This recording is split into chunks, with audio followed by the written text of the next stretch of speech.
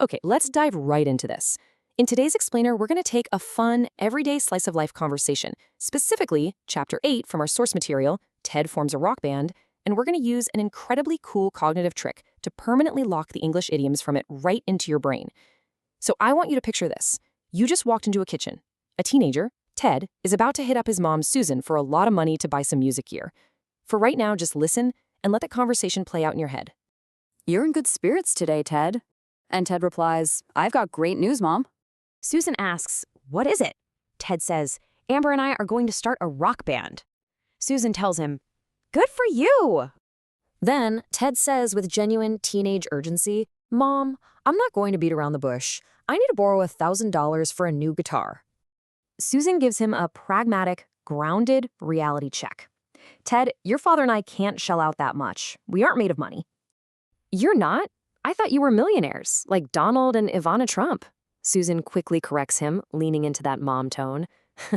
"This is no time to be a wise guy." "I promise I'll pay you back." "How?" Excitedly, Ted declares, "We're going to take the music world by storm and make lots of money." That sounds like a pipe dream. Aren't high school rock bands a dime a dozen? "Yeah, but we're different. With my guitar playing and Amber's beautiful voice, we're sure to make a splash."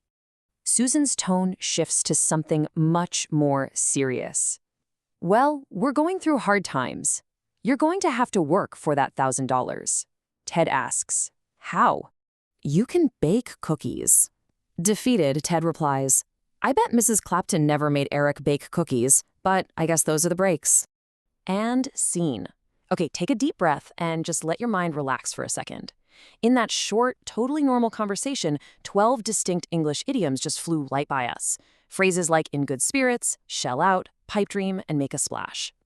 Now, to permanently encode these phrases into your long-term memory, we're going to use a really brilliant cognitive framework popularized by Tony Buzan. It's called the Memory Palace. So instead of rote memorization, which, let's be honest, is boring and just doesn't work that well, we're going to tap into your brain's evolutionary superpower. We are using spatial memory. We're going to map these abstract phrases onto a physical space using highly exaggerated, almost hallucinatory visual associations. What's really interesting about this is how beautifully simple the process is. It's literally just 3 steps. First, we choose a location. Since Ted is forming a band, I want you to vividly imagine walking into your own basement or maybe a cluttered music rehearsal room. Second, we create physical anchors, basically specific objects in that room. And third, we exaggerate the imagery attached to those objects. The weirder, the louder, the more totally bizarre the image, the better your brain is going to remember it. You ready? Let's step into the basement. All right, you're standing at the top of the basement stairs. But look down.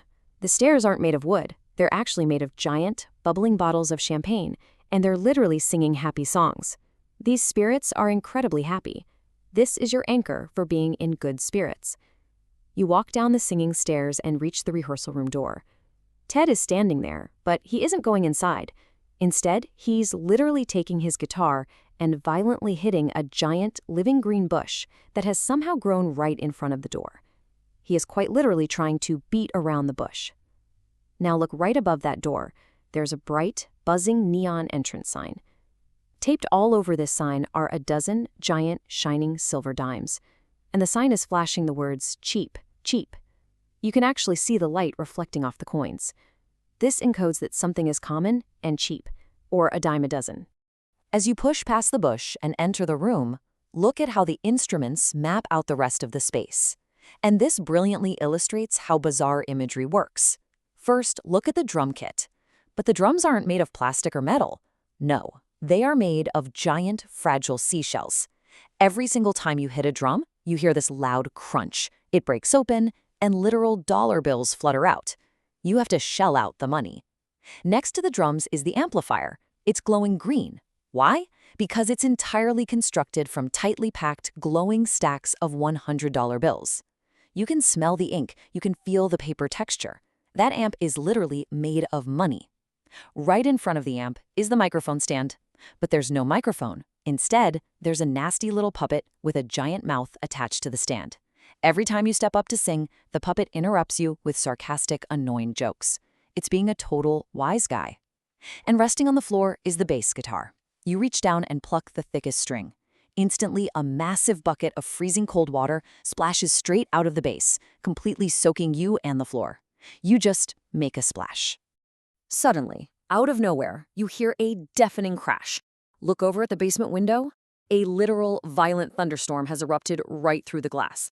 The wind is howling, rain is pouring in, and massive bolts of lightning are striking the music equipment, sending sparks everywhere. The room is in total chaos.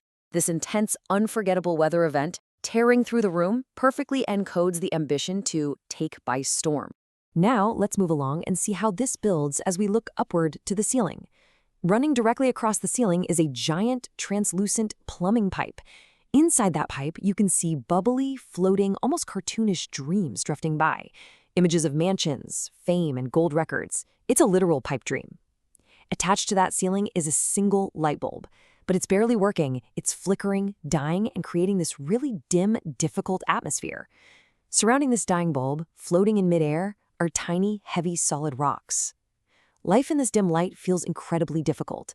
These are hard times. Finally, let's finish our tour of the room. Look down at the floor, over near the wall. There's a guitar case. Covering the outside of the case are giant glowing sticky notes that say, "I owe you." But they aren't just stuck there. They actually have little legs and are physically crawling across the floor, making their way back towards Susan's hand. They are actively trying to pay you back. And lastly, look directly into the dark corner of the room. Sitting there is a giant human-sized Kit Kat candy bar. Suddenly, a massive hammer swings down from nowhere and violently smashes it into pieces. Snap! The snack is broken. Well, those are the breaks. Okay, step out of the basement and come back to the present. So the crucial point here is, did this bizarre mental exercise actually work? Do we just permanently wire 12 English idioms into your spatial memory in a matter of minutes? Well, let's test your brain's retention right now.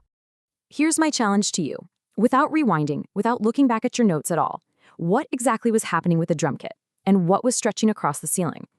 If you can instantly see the crashing seashells giving out money and that translucent pipe filled with floating mansions, then you've successfully unlocked the power of the memory palace. You didn't just memorize shell out and pipe dream, you experienced them. So how many more complex topics could you absolutely master if you simply turn them into a journey? Think about it. I'll see you next time.